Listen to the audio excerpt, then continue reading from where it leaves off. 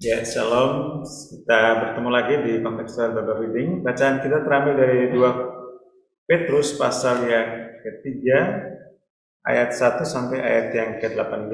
Pasal terakhir dari surat 2 Petrus. Pasal 3, ayat 1 sampai 18. Saudara-saudara yang kekasih, ini sudah surat yang kedua yang kutulis kepadamu. Di dalam kedua surat itu, aku berusaha menghidupkan pengertian yang murni oleh peringatan-peringatan, supaya kamu mengingat akan perkataan yang dahulu telah diucapkan oleh nabi-nabi kudus, dan mengingat akan perintah Tuhan dan juru selamat yang telah disampaikan oleh rasul-rasulmu kepadamu. Yang terutama harus kamu ketahui ialah bahwa pada hari-hari zaman akhir akan tampil pengejek-pengejek dengan ejekan-ejekannya, yaitu orang-orang yang hidup menuruti hawa nafsunya. kata mereka, gimanakah janji tentang kedatangannya itu? Sebab sejak bapa-bapa leluhur kita meninggal, segala sesuatu tetap seperti semula pada waktu dunia diciptakan.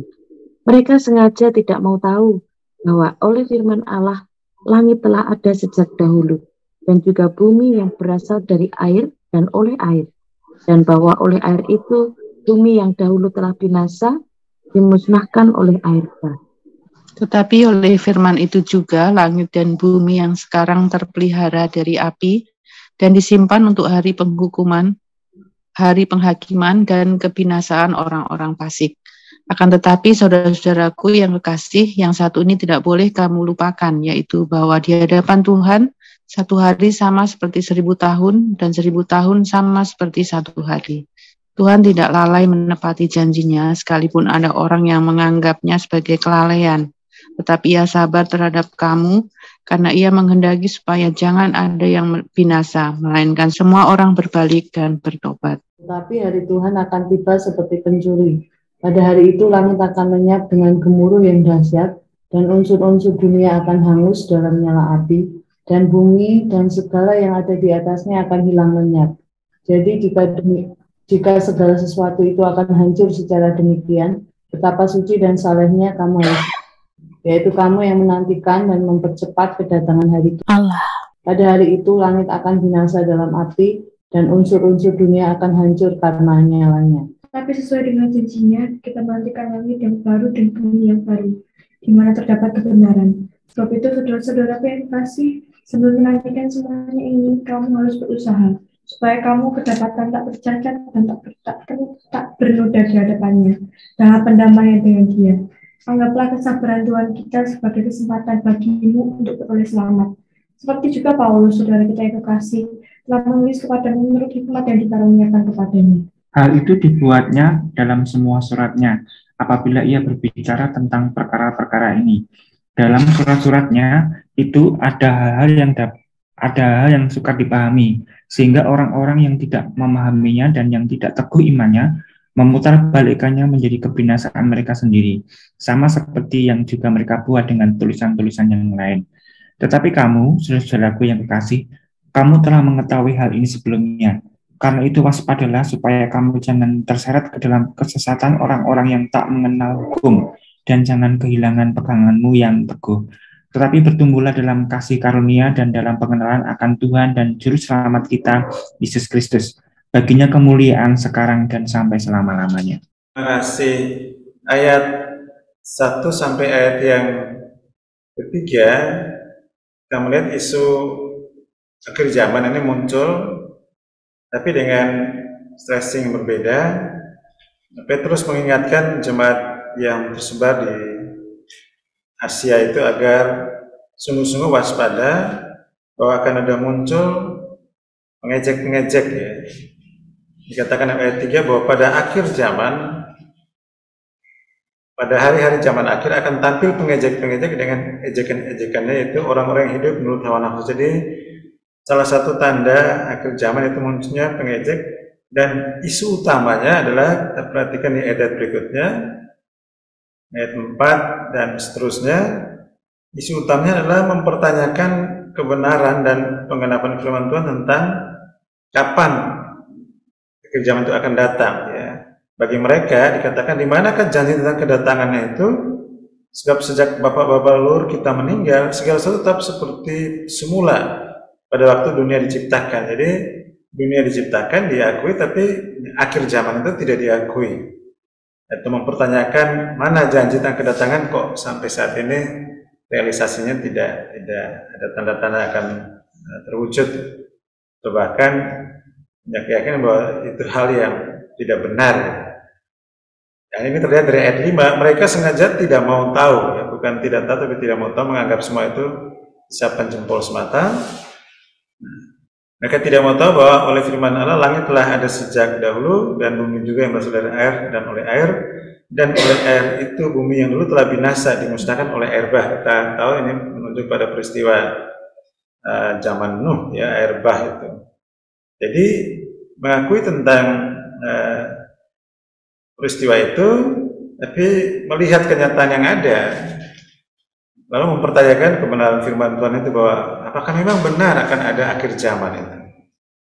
Nah, ayat 8 Petrus kemudian mengatakan, akan tetapi saudara-saudara kekasih, yang satu ini tidak boleh kamu lupakan, bahwa di hadapan Tuhan satu hari sama seperti 1000 tahun dan 1000 tahun sama seperti satu hari. Bahwa Tuhan tidak lalai menepati janjinya, sekalipun ada orang yang menganggapnya sebagai kelalaian. Jadi manusia mempertanyakan tentang kebenaran dan penggenapan firman Tuhan tentang akhir zaman, tapi satu perkara yang penting yang harus disadari, dipahami oleh umat Tuhan, bahwa bagi Tuhan kalau mau terjadi hari ini, besok itu bukan satu hal yang terlalu sulit. Tidak ada yang bisa menghambat karyanya, tidak ada yang bisa menunda, dan tidak boleh ada yang menganggap itu sebagai sebuah kelalaian bahwa Tuhan tidak bertindak sesuai dengan janjinya. Bahkan dikatakan bahwa ayat 9 bagian B, sesungguhnya ia sabar terhadap kamu, karena ia menghendaki supaya jangan ada yang binasa, melainkan supaya semua orang berbalik dan bertobat. Dalam bagian ini, Petrus mengingatkan jemaat-jemaat di Asia bahwa kalau sekarang ini belum terjadi akhir zaman, sesungguhnya ini kesabaran Tuhan untuk memberi ruang yang begitu luasa agar umat manusia berdosa yang belum berbalik, belum bertobat itu ada kesempatan untuk bertobat dan datang kepada. Karena memang Tuhan Allah menghendaki semua umat ciptaan diselamatkan. Tuhan Allah tidak berkenan seorang pun dari ciptaan itu mengalami kebinasaan. Jadi kalau akhir zaman belum terjadi, ini sebuah kesempatan yang diberikan oleh Allah agar boleh bertobat dan kembali kepadanya. Lalu ayat yang ke-10, tetapi hari Tuhan akan tiba seperti pencuri. Ini kemudian Petrus menjelaskan tentang bagaimana akhir zaman akan terjadi. Dikatakan tiba seperti pencuri, artinya tidak ada orang yang menduga sama sekali kapan itu terjadi, seperti pencuri datang atau tidak memberitahu seisi rumah. Dan pada hari itu akan lenyap dengan gemuruh yang dahsyat, dan unsur-unsur dunia akan hangus dalam nyala api, dan bumi dengan segalanya di atasnya akan hilang lenyap. Jadi ketika akhir zaman terjadi, maka bumi dan segala isinya akan lenyap seketika dan begitu cepatnya terjadi, sehingga ya, orang akan betul-betul terperanjat dengan peristiwa yang dahsyat itu. Karena itu disimpulkan dari ayat 11, jadi jikalau segala sesuatu akan hancur secara demikian, betapa suci dan salehnya kamu harus hidup. Nah, ini penting sekali kita perhatikan bersama. Jadi kalau kita mencermati beberapa literatur tentang akhir zaman, ada yang menyoroti tentang pergeseran tema-tema dalam periode-periode tertentu atau pada zaman-zaman tertentu.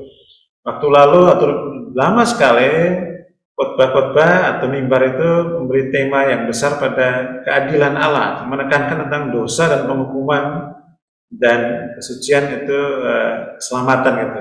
Stresinya ke arah sana. Dan kemudian terjadi pergeseran berikutnya tentang bagaimana seharusnya hidup kudus dalam rangka menyongsong kedatangan Tuhan yang tidak lama lagi. Namun kemudian bergeser lagi karena akhir zaman tidak terjadi juga, tidak ada indikasi yang begitu kuat terjadi. Lalu tema-tema itu mulai bergeser tentang hidup bagi kemuliaan Tuhan. Jadi orang berjuang untuk bagaimana mulai untuk mempersembahkan seluruh hidupnya untuk kemuliaan, orientasinya ke sana. Bergeser dari temanya, tidak lagi berbicara tentang masalah dosa, masalah kekudusan, kesucian dan seterusnya. Dan akhir-akhir ini kita melihat bahwa mimbar gereja itu lebih berbicara banyak sekali tentang isu-isu integritas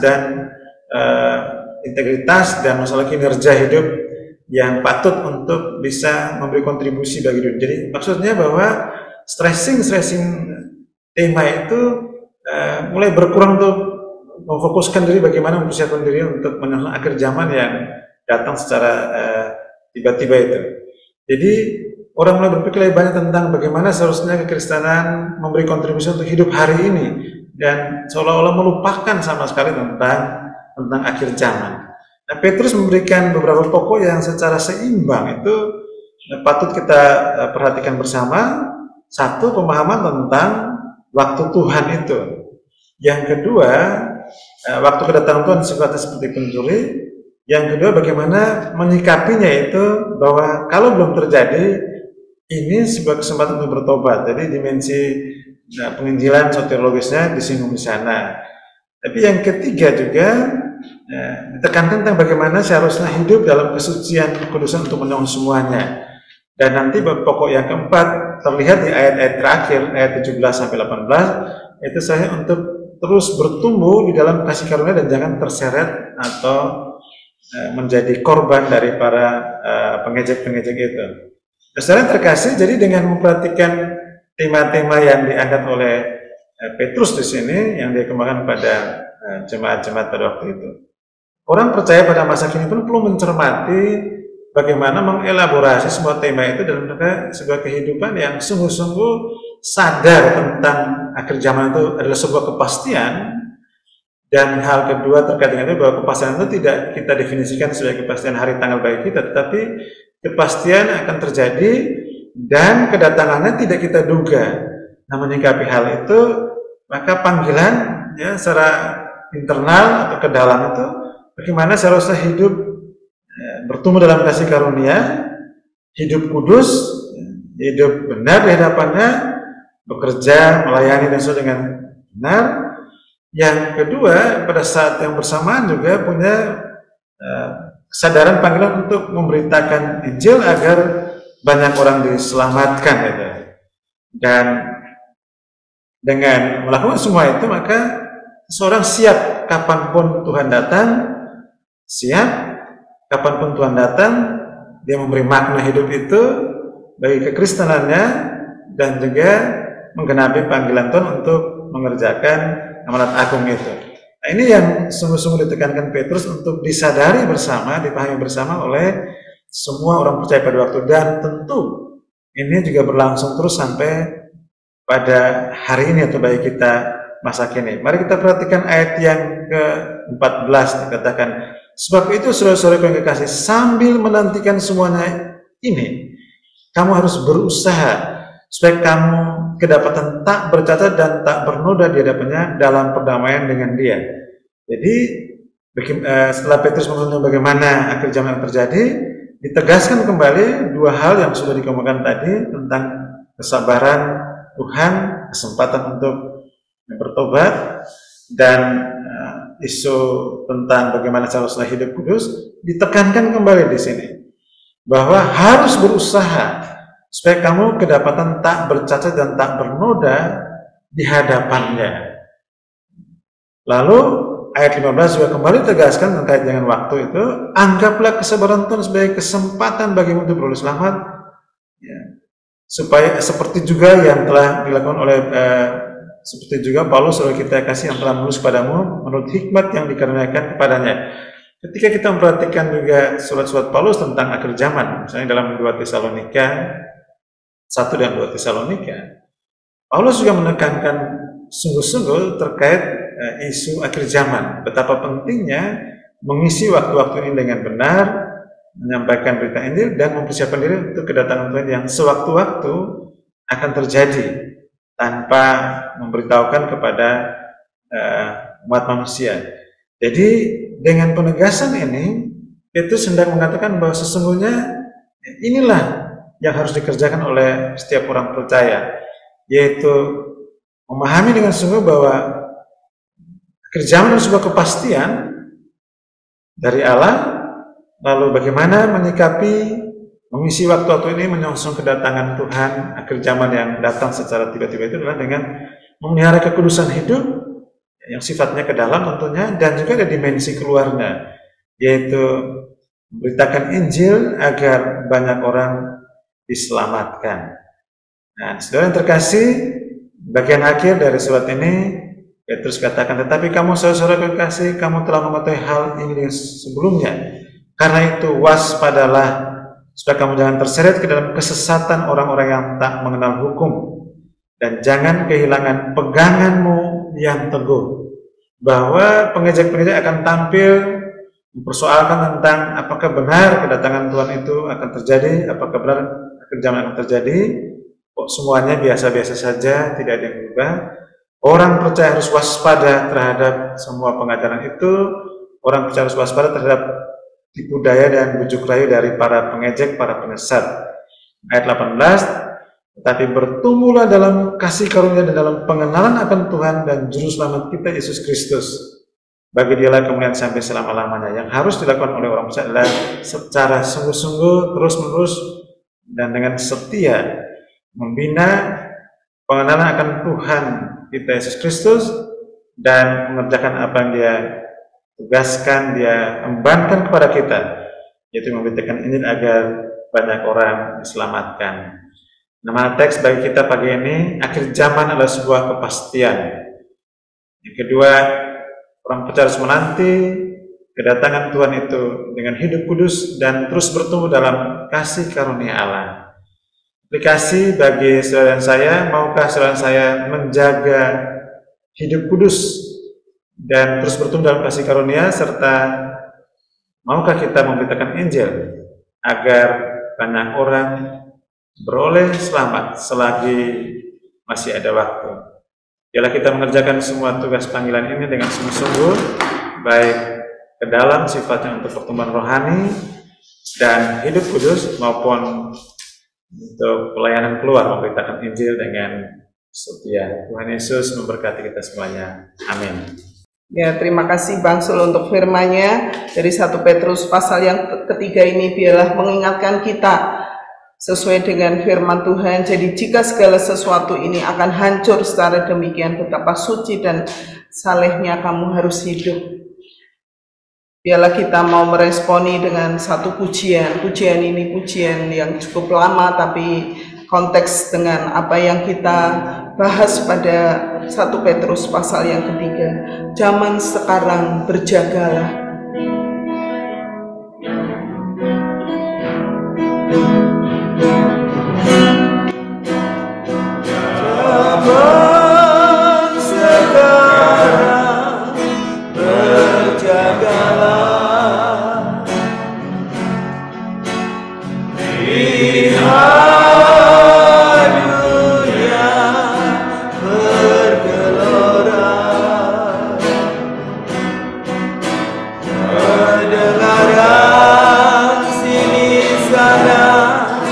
Banyak kabar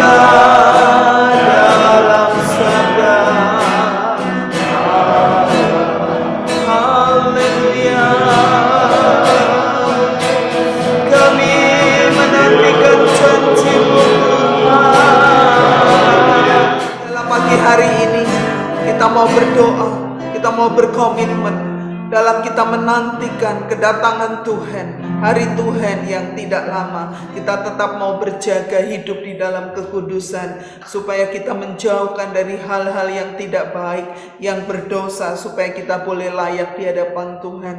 Mari kita berdoa. Bapa di surga, aku bersyukur untuk setiap firman Tuhan yang mengingatkan kepada setiap kami bahwa pagi hari ini diingatkan bahwa kedatangan Tuhan, hari Tuhan tidak lama lagi. Biarlah kami tetap waspada, kami tetap berjaga dalam kehidupan ini, menjaga hidup yang kudus, baik melalui Tuhan perkataan kami, melalui cara hidup kami, melalui iman kami.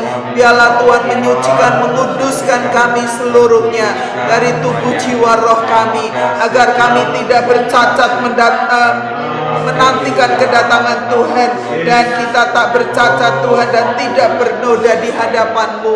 Tuhan, kuduskan hidup kami.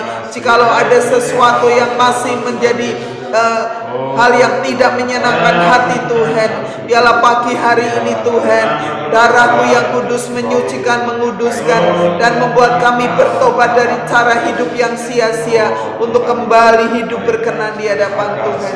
Terima kasih ya Tuhan, terima kasih dalam nama Yesus.